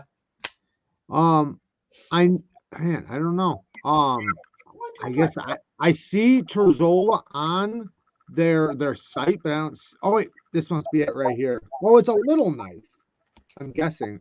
Oh, let's check it out real quick. We'll take a quick look at it. This is all I see. That's it. Huh. Oh, you assholes. Oh, that looks like the whisker, so it is an auto. It's gonna be an auto. Yeah, it's definitely gonna be an auto. Okay. Well, I'm not as excited no more. Yeah, outside. Why is that? Is it just like terrible quality, or maybe it's just the stream? I don't know. Oh man, I was excited for a minute, man. I wish it was a button lock. That would have been really cool. Yeah, I mean, I'm not an out the side fan. I got to imagine that their manual button locks do way better than their autos at the moment. Right? Yeah. At the moment. Because they're the only ones doing it. Like, there's the only ones who really do it. Higher end. Higher end, yeah. Or mid. Well, not even just higher end, but it's good because their autos are already button locks. Yeah. So they kill the button lock, corner. Yeah. So they should be dominating in it. Yeah. I just wish their grinds were a little better. That's the only thing. They're just so thick behind the edge, like all of them. They are super thick behind the edge. That's one thing I wish that they would work on. And they kind of do like the plunges. I don't know. They tend to get smiles. Exactly. It's just how they grind them, though. Yeah. Yeah. Well, I think sometimes, I mean, it does boil down to the blade thickness, but a lot of times I just find like their blade stock thickness might not be that like crazy, but the actual grind going to the edge just seems like, man, I feel like in a lot of times they could have removed more. Like, yeah, I mean, it just depends. I mean, if you grind at the plunge, like when you create the plunge, if it's the same thickness starting at the plunge all the way to the tip, then you're not going to have any issues with smiles. It's just how you taper that plunge is what determines. For sure. The plunge, the way they taper it, that's what it's all about. That's what I've tried to explain so many times. It's not about the choil, it's about the plunge and how they taper it. Because you could put some knives, you could keep putting choils in there, do it as deep as you want, as far up the blade, and you'll still get a smile. It sucks. Yeah. But that's another beautiful thing about regrinds. You could just completely resolve that. Yeah. Like, you don't even have to add a choil. If it has a huge smile on it, you regrind it and you're fucking good to go. Right. Yeah, it's crazy. Well, just like you could have the edge go all the way up to the plunge grind as long as it drops straight down like spider code, right? Like, 90-degree plunge. Yeah. Right. But it's weird how some companies don't grasp that concept, and I know that they can do it. I know they can do it. On other knives where they did it perfectly. Yeah. But then other knives they just didn't. Steve Kluber, what's up, bud? With the 10. By hand, if you're regrinding a blade, the 90-degree plunge is easier to do than tapering. Tapering the plunge looks nicer, but the 90 degrees is just way more simple to do. Okay. Yeah. Like I could see that. I could totally. Oh yeah, just the same. Yeah. That is way easier to do. With the hollow. With the hollow, though, I got to imagine if there's a finger choil there, it's a lot easier to do when you have a finger choil there because they cut halfway into the finger choil with the hollow. At least that's what it seems every time I see. If you know what I'm speaking about, I might have you lost. I'm not sure, but I mean, I think it would be about kind of like BGM grinds, right? You've seen BGM's regrinds with their hollows, how they do it how he does like on the hinders where, like, do I have one here? How like when you have the finger choil. Okay, I got my finger choil. Right, and halfway right from this point forward is the hollow, so it's cut all the way straight down to the thinnest point, so you're never going to hit the plunge. You'd have to sharpen all the way. I see what you're saying. Right, I get it. Oh, okay. Yeah, I mean, it doesn't necessarily make it easier to grind it. I mean, but it could if you happen. I guess I see what you're saying. If you're I haven't ground yet, so I'm not. Yeah, if you're tapering the plunge, then but if you're doing 90 degrees, it doesn't really matter. Yeah. Honestly, for BGM, it doesn't even matter because that guy is so good at grinding. Yeah, he's just amazing. Yeah, no, he is. He's really good. All the grinds are hard. I've been very impressed with him this year. He's really been killing it, and the community's been speaking for him, which has been amazing. He does his work just speaks for itself, and the community raves about it. Kind of like you guys, same thing. The community raves with what you guys do, so it just. I know you've been awesome, dude. Thanks for supporting us. Oh man, of course. You guys supported me before you guys ever even started doing it. And I knew right away. let me just hit this really quick and I'll explain. Metalhead Madness, thank you for the 20 bones. S30V versus 154 CM. Also thoughts on M4. 1 second, we will speak all about that. No, but the first time I seen you guys start doing mods, I probably said it a few times. I said, these guys are going to start a business. I knew it right then because I seen how much work you guys were putting in and the level of detail and like, because when somebody's starting a business, they don't give up. You know, when they're actually looking forward to making it profitable, you don't give up. You don't, fail and then, keep going. You usually fail a couple times and say, fuck it, it's just too much effort, right? Too much effort for something that I'm not getting anything back from. Yeah. But when you continue to go, like I already know. I know that mindset. So it's like, I know these guys are going to be killing it. And you guys supported me from the beginning, and I appreciate you guys. So S30V versus 154 CM. Yeah. Go for it. So S30V over 154 CM all day. 154 M4 is awesome. It's a great skill. M4 is prone to rust, but depending on where you live, great edge retention. It's just a good all-around steel. S30V is great. It's overlooked a lot, but it performs extremely well. Holds a great edge. Yeah, it's good. I personally love S30V. I think S30V is great. I personally like it more than S35. Yeah, but that's what he says too. 154 CM. I like 154 CM. I'm not a big fan. Not that I don't like it, but CPM 154. I'd rather have 154 CM. I just prefer the way it takes an edge. And M4, I fucking love M4. M4 is such a good steel. Yeah, it is. It's great. But you do have to worry about corrosion. I have a lot of knives in S35, and I've heard you talk about this before, but it doesn't take a good bite past a certain grit, and it sucks. It's completely slick, and it sucks. It's terrible. Yeah, I cannot stand a slick edge. It's like, people will call it sharp, but it's like it'll do certain tasks, but then when you're actually trying to use it, it's terrible. Right. You try to cut something and it just like squeaks. When I got stabbed in the thumb, it was because the edge was thick and slick, and it didn't have the bite. So when I went to cut something, it slipped, and it's like that's kind of the problem, right? You want your edge to bite into something kind of like a saw blade. Not like slide through it. And like you said, it can be sharp, cut paper and everything else. But when we're talking about actual materials, it doesn't have the level of bite that you want. And I want that sticky sharp. Sticky sharp. I love that. That's kind of a term that a lot of people don't understand until they really start sharpening or until they feel it. But when you touch it, you know it. You know it bites right into your skin. Okay, I have a question for you. What's your experience with Maximate holding an edge? Okay, so my experience, I think, okay, so first of all, I think it takes an insane edge. It takes an incredible edge, but very similar, kind of like to my experience with K390, where it takes a super fine edge. It's super aggressive, lots of bite, but it doesn't hold that fine edge. Yeah, it doesn't. That's what at we were, all. okay, yeah. And that was we were so disappointed because it felt like it was almost dull. Like after, like after you use it a couple times. Like I like having my knives. Like so once they lose the fine edge, dude, I'm like touching them up, and it's like once it's past the fine edge, I'm like it's dull. That's where you're getting like, and I'm guilty of this too, where we're spoiled with sharpness because it'll hold a working edge forever. It'll hold a working edge, but it's slick. It's not. It's not like it doesn't have that level of bite no more. Yeah, I was kind of disappointed because in my mind when I just assumed everyone says, "Oh, it's the ultimate steel." Yeah. That's why to me, like I've done it polished and I've done it toothy, and the polished I look for a polished edge while it's there. It's amazing. It's just not going to be very long, but that's why it's almost better just to go with like a coarse, aggressive edge because in that case it'll hold the bite. Like 600 grit is like a good sweet spot. Right, even lower sometimes. That's where I'll sharpen 90% of my knives too. 600. Leave it.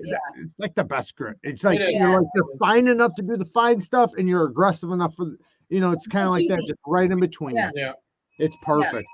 Charles Wood with the 5 bones on the Roach. Mine's liner lock doesn't get enough purchase when deployed via Pinch? Be a pinch versus flipper. Is So there? he's saying two-handing opening it. Is that what he means? I mean, I don't know. Mine's liner lock doesn't get enough purchase when deployed. Purchase. Mine liner lock doesn't. I'm wondering if he's talking about the actual liner on it. On the lock face. But he's saying verse flipper. He's saying verse flipper. So like if he opens is he talking about opening it like this, not being able to get enough blade? But it looks like there's a lot of blades sticking out. So I don't know. Let me see it. I'm confused. Charles Wood, if you can explain just a little bit better, because I'm not sure if you're talking about the actual liner getting purchased underneath the tang of the blade, or if we're talking about something with the flipper. Is there a mod for fixing that? If you're talking about the liner not getting underneath it, you can very, very lightly sand it down so that it gets underneath. But I'm not sure if that's what we're talking about, so I don't want to tell you to do something that's not the actual case. So seems logical. Asked did Stasis if keep an eye open for Charles's explanation. He said, where'd it go? I don't know. Oh, there. Wait. Nope. Oh, I have no idea. I know Stasis or seems logical asked us a question and I completely lost it. Who was it? I'm sorry. I can probably find it. I found it. Okay. Oh wait, no, that's an Cue Ball said something. Has improved their game exponentially within just a few months, and I predict thanks, Cue Ball. Thanks, dude. Oh, there we go. I found it.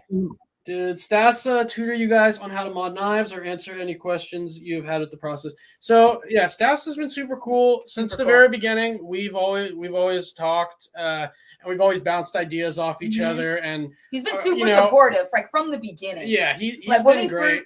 When we bounce ideas off each other all the time. Yeah, him and anything knife related are the two people that were super awesome when we first started. Yeah, anything knife related, right off the bat, he was the one out of everyone else that we had asked that was helping answer our questions that we had with he's super straightforward with everything. I was just talking to him yesterday, and he's a fucking awesome dude. Yeah. So those are the two people I want to meet at Atlanta. Sassy, you better be there. I personally, I try to help in any way, shape, or form that I can, and I think sometimes it's ridiculous when we see people. I don't want to say holding their cards to their chest, but where they almost want to hang on to something and not want others to thrive either. And I don't like that. I think there's a big enough space for all of us. Yeah. And I love in the knife industry for sure. I see it from both perspectives. I do too. If someone's made, that's what they're doing for their income, their livelihood, their income, and it's like I don't necessarily hours and hours into it. Yeah. I'm not talking about a process. So let me be clear. If you have a process or something that you developed or something like that, fucking keep that to your chest. I just mean like spreading the glory, where people don't want their customers going over here or their subs going over there. No. That is BS. It's 100%. If someone's doing good work, then support that person. We recommend other modders all the time. All the time. I think that's a good way to go about it. And if you have friends in the industry, right, you might not necessarily need to share something personal with the whole industry, but with that person that you're friends with. And I think it's good for us to piggyback off each other because definitely 100%. It shows a lot more. And let me be clear. I think it winds up becoming a lot better friends and friendships. Of course, and builds friendships. I mean, that's how anything knife related, and we became friends. Or Alex Steingraber, he's another one that was super awesome. You guys were just talking today. Yeah, he's doing some. That's what I think too, Q-Ball. I think he's talking about the lock bar not going underneath the tang of the blade far enough, and in that case, I would say just take it apart and lightly sand it down, so that it falls, underneath the lock or the tang of the blade. But be careful because a little goes a long way. You don't need to take off much because usually it's such a tiny, tiny bit that's stopping it from getting over. And as long as your lock bar is strong enough too, if it's really weak and it's just not making it because of weakness, then that's another story. Then you need a little more tension on it. So if you were to whack it against something hard, it would definitely fail, I'm guessing. Doesn't hit the tang of the blade. So he's saying that right it's there, not yeah. engaging far enough. Yep. Okay, so here's another thing. Actually, Yep. Go ahead. a thing that you can do. I don't know how bad it is, but you can spine whack the knife to set the lock. Shit out of it. Yeah. I've worked on a lot of knives where it just didn't lock up far enough for whatever reason, or there was lock stick. And dude, spine whacking can literally completely fix the problem. It'll push the lock further over. Maybe they didn't set the lock. Let me be clear. You're saying. Let me just be clear about what you're saying. You're saying open it up, lock it up, right? Yep. Lock it up, and then give it a spine whack. Yeah. So obviously, then, be careful. Be careful when you're doing it. And obviously, you can close on your hand. But yeah, give it a couple spine whacks on some wood. With your fingers out of the way. Make sure you're holding the spine. Exactly. Don't hold it like this. Hold it like this. And doing that can solve a lot of issues. I've had a lot of knives that I've had to do that too. It'll bring your lock further over. It'll set it in place, and sometimes it gets rid of lock stick, and it just. There's a lot of fixes. Yeah. Good to know. I hope you guys are all listening to that, because that is something I did not even know. I think that's amazing information. Not enough percent of the lock part. Right. So hopefully that works. And like I said, and if it doesn't, you can take it apart, and it doesn't take much. You can literally just shave like a tiny layer off the lock part, and it'll slap underneath. I can't wait to get the Mach 1 out to see what mods folks have Lyndy and Richie do. Man, you're not getting it back, man. You should have known that as soon as it came to me, it was never leaving. I'll send you a message on Monday saying it went to. Watch now, I'm gonna be eating my own words. I swear I sent it to to the next person. I swear. I hope fucking doesn't happen now. I'm gonna look like. Well, you got the Quest Custom back. Is the carbonizing holding up? It's good to go. Yeah. So far, so good. Yeah, no, man, you guys did an amazing job. It's great, man. It feels so perfect. Like unlocking it, I love. How the action on that thing has such a good detent. The detent is incredible. I know it's so good. Yeah, I think I don't know what's going on with them. I heard that they have like you can order things from them off of Instagram or something like that, but it seems like 2 years ago they were hot. And then all of a sudden, like the past year, I haven't heard. Yeah, I thought they were completely done. That's what I'd heard. I heard that, but then I heard that they still take orders on on Instagram and stuff. So you can still get stuff from them, but it's just they're not like I guess involved like they were, which I think is detrimental to any company. Stay involved as much as you can. I mean, dude, at this point, if they had continued making knives, dude, they could have come out with some really dope shit. They were on a great trajectory. I don't know what happened with that. Yeah, I don't. I'm not sure. Because they were also doing really good work for a reasonable price. I think the Quest Custom Gent was $500 originally, which USA made, a handmade knife, even if it has CNC to it, which I think a lot of their shit was mostly handwork. But regardless, I don't care if it's 100% CNC. That's still a decent deal. No, you can definitely tell there's a lot of handwork involved. Oh, I know there was. No, 100%. It's hand done. So somebody's asking, Chaz likes sharp objects. Is there any way I can do carbonizing at home? So you can buy. They're pretty expensive. Like no. You could buy a carbonizer for $350. Oh yeah. But I mean, unless you're going to be doing it for other people, it's kind of hard to. Spend that much just to carbonize. But I mean, yeah, BB carbonizer, that's what it's called, $350. Mm-hmm. Is that the one Sanford has? Yeah. Fuck it. Thank you for the 5 bones. You can also make a carbonizer, but it's a bit involved. If you have experience doing that kind of stuff, I'm sure you could figure it out. That's a video to do in the future. Chuck it. Thank you for the 5 bones. Does 20 CV do well with 17 degrees per side mirror edge? It depends, man. It depends on who's 20 CV, how they're treating it. I've had some that literally they just, it doesn't do well with a mirror edge. Most does though. Most does great with a mirror edge. It does depend on the company and the heat shrink. You usually know when you hit 1200 grit. When you hit 1200 grit, after that, either the level of fineness and bite to the edge goes up, or it starts going down. If it starts going down from there, you kind of know, don't go do a mirror because it'll just get slicker and slicker and slicker. But In most cases, though, 20 CV does pretty good. Word of mouth and networking are so important. Yeah, absolutely, 100%, 100%. So important. I feel like that's what's grown our Instagram a lot is word of mouth and yeah. All you guys on YouTube. I know you guys are awesome. I can economically speaking, and entrepreneurial speaking, there are enough knives and mods to be done that getting more knives modded in your unique way, even by others, will still get the word out to get you more. As long as you're doing work, yes. If you are definitely doing work and putting it out there, 100%. But you have to stay with it.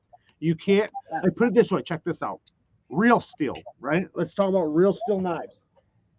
They have literally fallen off the map in 2021. They recently sent me a knife, so I got an unboxing of that coming.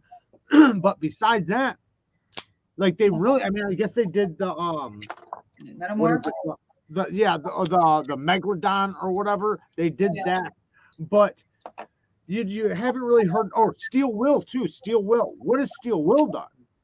I don't even like any of Steel Will's designs. Me neither, but I'm just saying. But Real Steel has done some really cool stuff. Real Steel has. I meant Steel Will, and then Real Steel. They actually sent me something. That's what made me think of it. But Steel Will is the one I was thinking of. Or maybe it was 2019, but then they kind of just. Yeah, it's quick. It only takes a year for you to fall off. Spine whacking. Is that what they're calling it these days? What were you doing out all night, baby? I swear I was only spine whacking. You them kids that have been spine whacking in my tool shed? Oh my God. What company are they talking about right now? We were talking about Quest Customs. That's what we were talking about. Let me try to catch up. Knives Fast. Steel Will is my dance name. That's hilarious. That would be a wonderful dancer name. They do come up with some amazing mods. I think it's very interesting to still keep seeing innovative and new things, because that is kind of the thing with the knife world. Things come out, things start getting a little old, and we need something new. So it's amazing seeing stuff new. I send all my customers the knife modders. Same here. Oh. You guys are awesome. Yeah, thanks, guys. We get asked to make scales all the time. Yeah, that is our number one asked thing. Probably a couple times a week or more. Yeah, it's like a regular thing, and we don't have the tooling for that. But you know who does make really cool handmade scales with very limited tools, limited tools? Nathan's Knives. He has a YouTube channel. He also has an Instagram. And dude, the stuff he's doing is so awesome. It's shit. Where's he out of? I don't know. Yeah, but he has a YouTube. In the US though, right? Yeah. He is.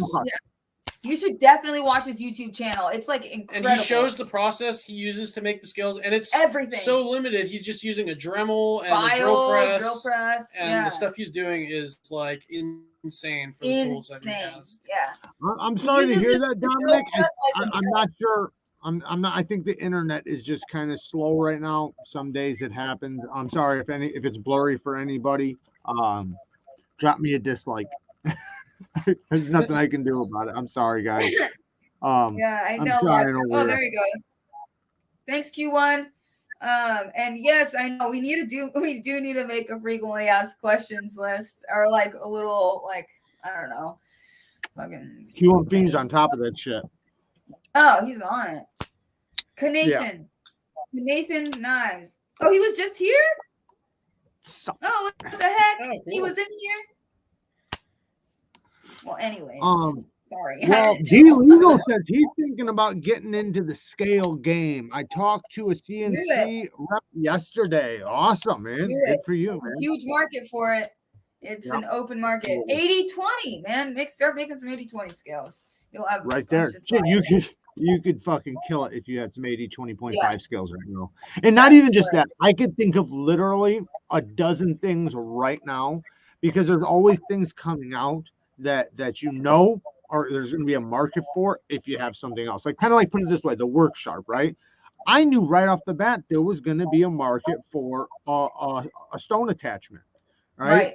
And that sold out so fast, right? And then somebody else making them with the 3D printers, he's been killing it, making all kinds of parts for it. Yeah, you know, before all those came out with the stone attachments for the work sharp and all that, there was a guy on Reddit selling these ones for the KME, which allows you to use 3D printed, that allowed you to use any size stone, any width. And just the way that it clamped was so much better than the standard KME one. And I had got one of those, and it was awesome. So I'd imagine the one for the work sharp is great. Oh, dude, it's night and day different. Like being able to use whatever stone you want, rather than the ones, because the ones they offer, it's not a stone holder. It's a stone on a rod, so you can't put another stone in. Knives Fast asks, can you guys do an image anno on titanium scales? Some folks have been asking about getting the shark from the A10 Warthog and the scales of the Mach 51 when it comes out. So we can do basic images. We can't do like super detailed images like you would do with a laser, but we can stencil on images as long as they're like pretty basic. Yeah. So yeah, we can definitely do that. And then obviously the image can be whatever finish you want. It can be polished and anodized. It can be blasted, coated, whatever you want. But it has to be a pretty basic image. Pretty simple. Just a simple outline, basically. Yeah, pretty much. Right. Which we do plan on getting a laser at some point, but we just have dropped a ton of money on tools lately. So we're tapped right now for tools. Flytanium did say they were going to come out with some high 80 20.5 scales. Nice, but on their page site has been coming soon. Well, that's them putting it into work. So let it happen. It will. Later, Mike. Okay, now blurry again. So whatchamacallit said to go into your settings. It's I like on my laptop. You're great, and I'm great. Maybe I can see it right here. It looks fine. Go into your settings and see if you can't change something. Bud. Is it just for one person or is it multiple people? He's the one saying it, so I think it's just him. But he could probably go into his settings and improve. Yeah, up the quality on the video. Yeah, because ours was blurry and laggy earlier, but that was just our internet. So Tri-State wants to know, if he sent you a plain tie knife, can you put a mustache on him? Yeah. Yes. No, dead serious. Definitely. We'll make you a beautiful gold mustache to go with your logo. I'm dead serious. That's hilarious. I'm so all right. So, do you guys have a favorite steel or steel preferences? I know that's a hard question because there's lots of variables. But taking away any variables, do you have any steel? Honestly, I love 14C. That's probably like my absolute favorite steel. It's so good. So for stainless steels, I really like S90. I feel like it's super underrated. S90 is amazing. Yeah. For tool steels, I like 10V. Oh yeah. I thought I would like Maximate more, but it's not one of my favorites. And then for budget steels, 14C is great. 14C or 154 CM, but 14C as long as it's cheaper. Yeah, right. I know. And then probably the same. I don't know. Have you guys tried? M4 is great too. What about have you guys tried Crewwear? Oh yeah, Crewwear is great too. I love Crewwear. Yeah, it's amazing. Crewwear is a good edge, and it's great. I like the kind of edges it takes. I think it takes just a super aggressive edge. Now, are there any must-have tools you recommend for every knife or EDC lover? Like at home wise, would you just say everybody should get this? Okay, hold on. I'm gonna grab it. Hold on. All right. I knew there was something. Oh, dude, this is the best $45 we've ever spent in our life. So these right here, these are Nipix. They are plier wrenches. So they have parallel. They have parallel opening jaws. You open them. What are they called? Nipix? I'll put it in the chat. So thank you. I'm sure Q and Fiends already got it. So these are German made. You could get them for like $45-$50. So they open parallel to each other. And you can see they're flat jawed. So these won't mare, thumb studs, standoffs, anything like that. And you think they wouldn't grab great because they're not teeth. but they hold on way the better. You get is insane. Yeah, they hold on way better than pliers with teeth. Anyway, so these are good for tightening thumb studs, holding standoffs that are spinning. You have a screw, hold the standoff, and loosen it. These would replace any vice grip you own. Like, yeah, these are amazing. Hands down, the absolute best thing. And then they open pretty wide for how big they have different sizes though. So if you want a larger size, it'll open up. They have varying sizes. I use these. We have 2 pairs of them, and they're like $50 each, and we use them every single day, multiple times a day. Like Brandon G says the Nipix and the water pump version are a great pair with each other. So what about any other like tool brands? Like I know we everybody likes the Wee Hobbits and stuff like that. Is there any other like brand that you think is just like leading in the market for like EDC stuff? So what was that other bit brand? Oh yeah, Philo. Those are good. We use Weehaw and Philo bits. I mean, most of the German-made stuff is excellent. Yeah. For drivers, dude, for a cheap driver on ball bearings. Yeah, CRKT has those brass drivers. They're in and out of stock a lot. But you could get them for like Knives Plus. Yeah, but you could get them for like $15, and they're great. We have probably like 9 of these. Yeah. We have a lot of them with all different size bits in them. I also like just those little the little Weehaw compact ones, the little, Oh, the stubby ones? Yeah, oh, that one we use all the time. Like that's a must-have. It is. That I think because you being so close to the screw lets you get a lot of torque and you don't have to worry about it teetering. The problem with the ball bearings ones, if your screw is at all tight, you're not going to get it out. You have to have one of these stubbier ones. Yeah, right. You'll strip your screw before you get it out. We also have these ones made by Blackwater Machine Works. Okay. So one is in Blackwater, and then this one is a resin driver, and he made these for us. We actually just met him, I don't know, a couple weeks ago probably. We met at Carmel Cutlery. And then a couple, or maybe like 4 days ago, he came over to my house. He was actually the guy who ground all the knives for Keennison. Yeah, he was working with Keennison. He did pretty much the majority of the work at Keennison. So it was cool meeting up with him and showing him my shop. And he was like giving me some tips on the mill and stuff like that. And then he made these drivers for us. So that was cool. Nice. So pretty. And the bearing on it is insane. Oh no! What happened? You broke my driver? Oh my god! You broke my driver. Q and Fiend says there's some great brass drivers on Etsy. That's how he got paid.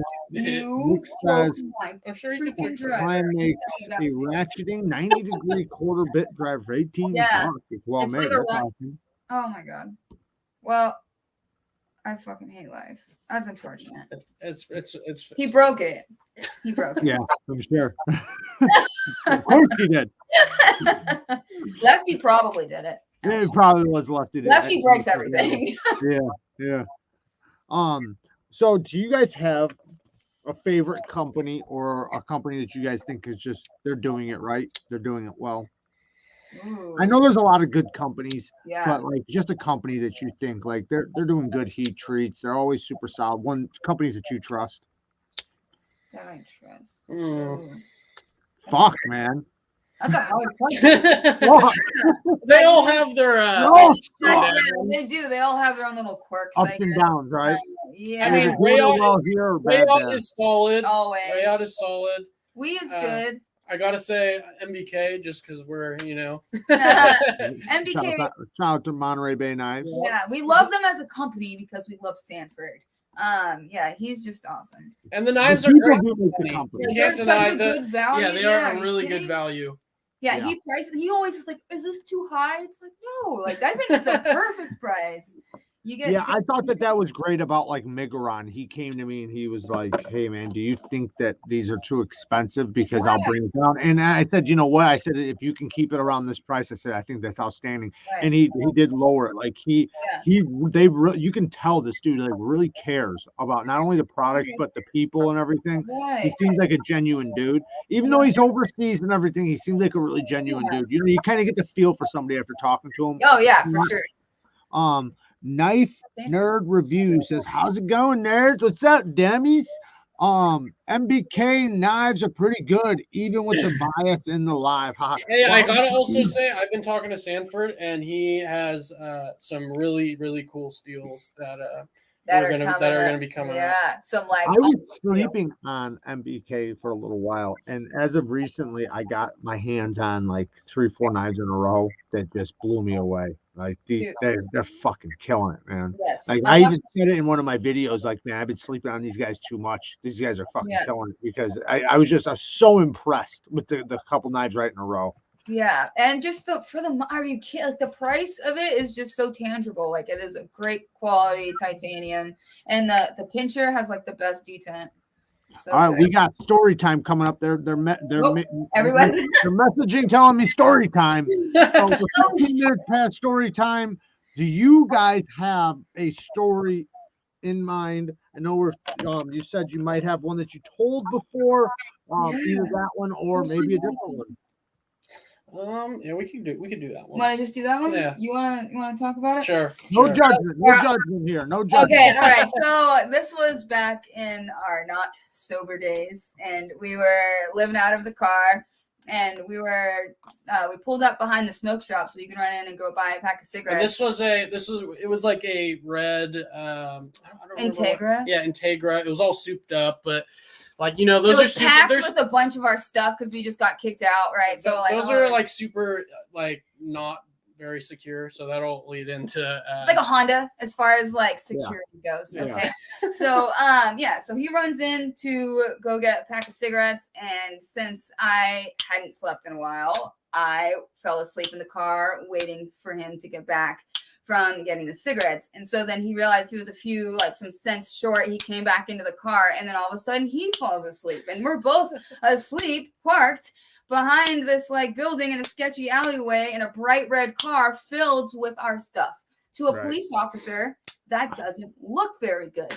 So I'm asleep, and then the cops are like pulling us out of the car. We're like not even awake yet, and they start going through all of our stuff, trying to see, because Richie's like, they asked, do you have anything in the car, any weapons or whatever? And Richie's like, well, I have a replica samurai sword. It wasn't a replica. It was. I was just saying sword, that it was like a full size sword, but it was like in my trunk. Like a curious sword, but it was some weird times. I get it. It's like, dude, I'm definitely gonna need this even in my car. Right. Hey, I get it, man. I've been there. So it was like I had it tucked in this little area under my subwoofer. And like I told him, because I figured they were just gonna find it, so I'd be like, I could get ahead of it and be like, oh, it's a replica. But they never found it. It was some cheap piece of shit. They never found it. They found it was like the back seat was like absolutely packed with stuff. Just because like we literally got all of our stuff. I got some stuff out of my storage unit. And like we were, it was home base. Okay, we didn't want any of our shit stolen. So we get pulled out. Kick Russ out of here. Sorry, go ahead. They're searching all of our stuff. They find drugs and alcohol. Dude, they found paraphernalia, but I was like, it's not mine. But it actually wasn't mine. This dude that we gave a ride. First time ever. This dude we gave a ride, he left his foil in the back seat of the car, and they said it was ours. I don't know why they were tripping off foil. I mean, it's just for food. What are you talking about? I don't know about your state, but here, like paraphernalia, luckily, is only a misdemeanor. It was a misdemeanor. It was a misdemeanor. Thank God. That's good. But like the cops are probably like, yeah, right. This is not yours. It's like, sir, I'll have you know, we're into uppers, not down. Right. And he's just thinking everybody says it's not. Yeah, I know. I was like, no, but seriously. So anyways, they pull us out of the car. They end up taking us to the police station. They're like, "We'll lock your car." They're being pretty cool because I lived in this area my whole life, so they didn't tow it. They just that's cool. Brought us to the police station. Like, took our fucking fingerprints, whatever, charged us and released. And I was telling the cop, I was like, yeah, I'm going to be going to rehab here in like a week. And he's like, oh yeah, fucking bullshit. So they let us go. Motherfucker. Yeah, but he actually did go to rehab. Yeah, I did go to rehab. Yeah. So I walked back to the car and we walk it was like a 45-minute walk. So didn't we stop by a grocery outlet first? I don't know. I don't know. Anyways, okay. we got back to where the car was supposed to be, which was no longer there. And I was like, the what car's the fuck? gone. So I was thinking like the cops must have just towed it and they just like totally fucked me. So I called the police station, I believe. Yeah. And they're like, no, we left it there, and they had locked it and everything. So in the 45-minute period, my car was gone. Stolen. So someone stole my home. Like my home was stolen. Yeah. Like, Dude, fuck, with man. all of our shit and oh my god. Yeah. So that sucks. Yeah. So then we walked all the way back to your dad's house and we were like, this just happened. So I did go to rehab. While I was in rehab, they found the car in Salinas, which is like a shitty ass place to live. Like, a lot of gang stuff. They weren't gonna find it in a high end neighborhood. Yeah, exactly. So they found it right next to the hospital, and they found all this guy's information in there, like baby papers, diapers, like used baby. He was baby living diapers. that with his kid. So this dude stole our house and then started living in there with his kid. Fucking asshole. Yeah. Yeah. I was that the end of the story, by the way? Oh yeah. That's pretty much it. Just jumping in on that. This isn't my story, but my friend rented a car for us for someone, and it was like a dope dealer or whatever, and he had rented a car, and the buddy asked, "Can I borrow it or whatever?" And dude's like, "Yeah, I don't give a shit," Basically like rent a car rented to him, right? Like a rent a car. Right. Who takes it to the south side, winds up selling it to somebody. It winds up getting into a shootout with the cops. People got killed. The whole car was just lit up.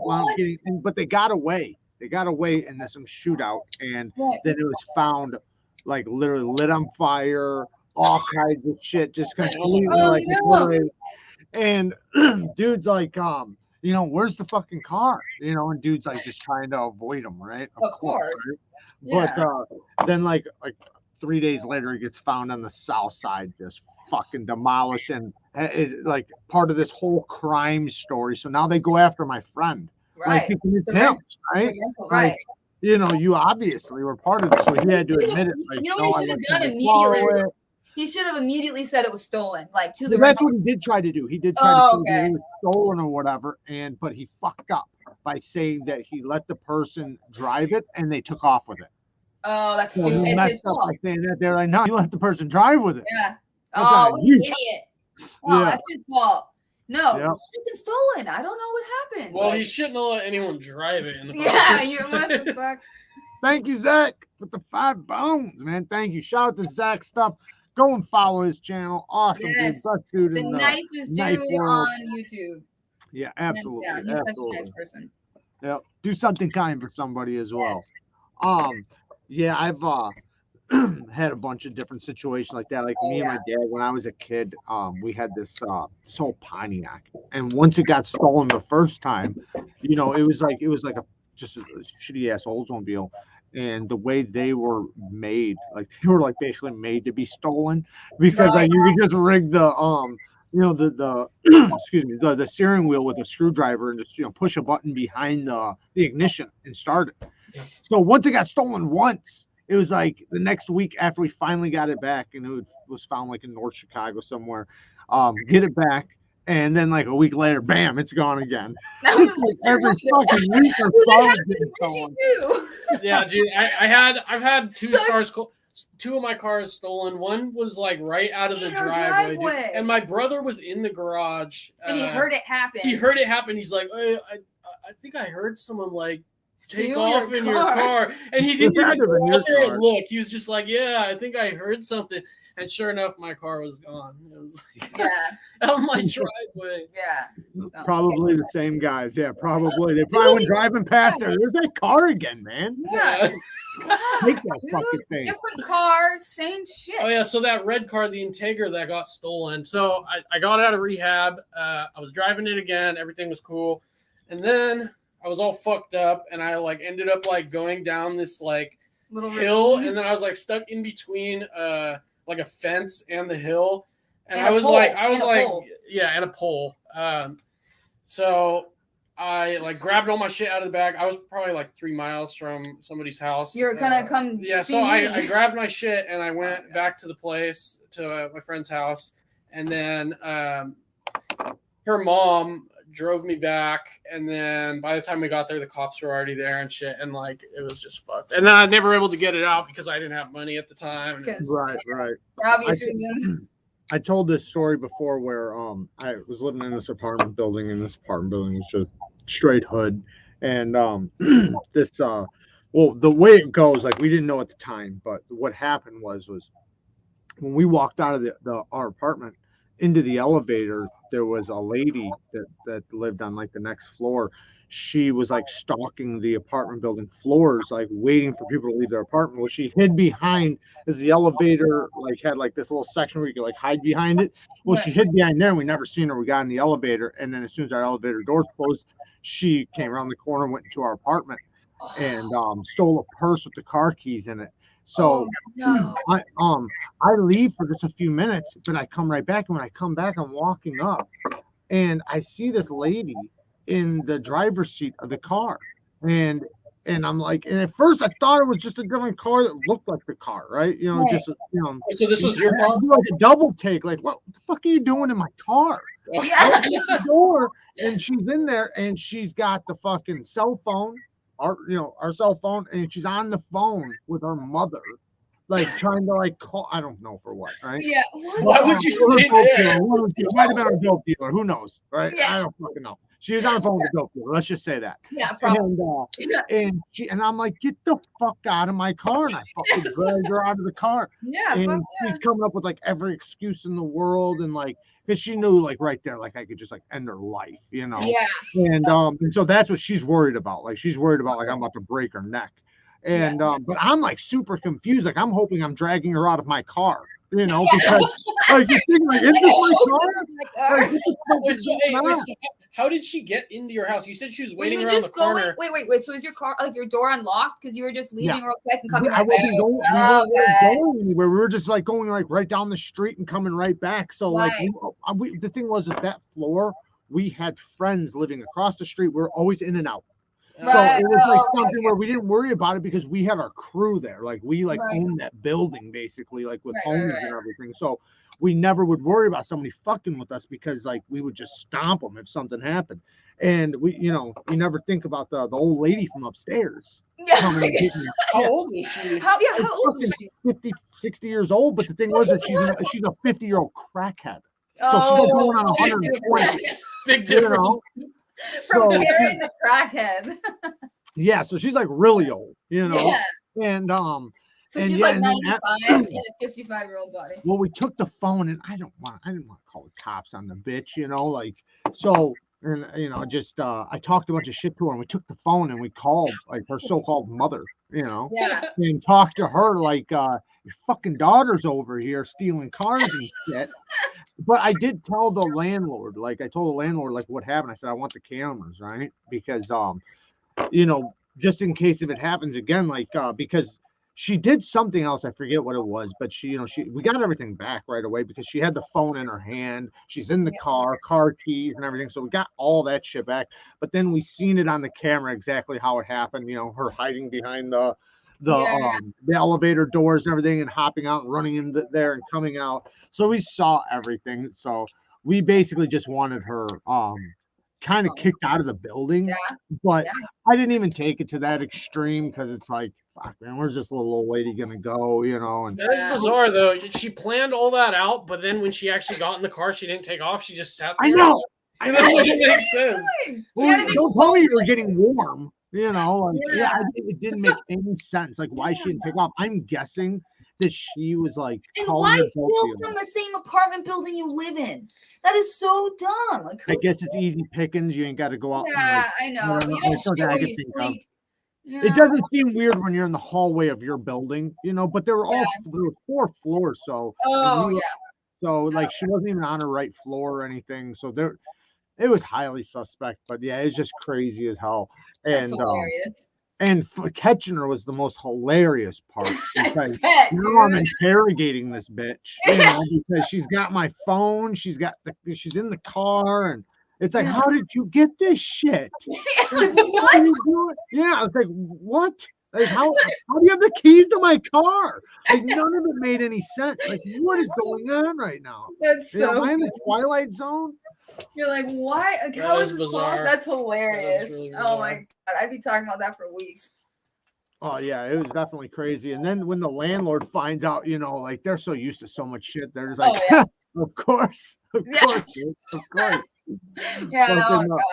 Like I used to have the dude over, the same dude. He used to come over and party with us and all kinds of shit. So when he hears the story, he's just laughing about it. It's like, no, dude, I need you to get this bitch out of here now. You're like, no, but seriously though. Yeah, right. It's like, yeah, but seriously though, we need her to make rent this month, man. Yeah.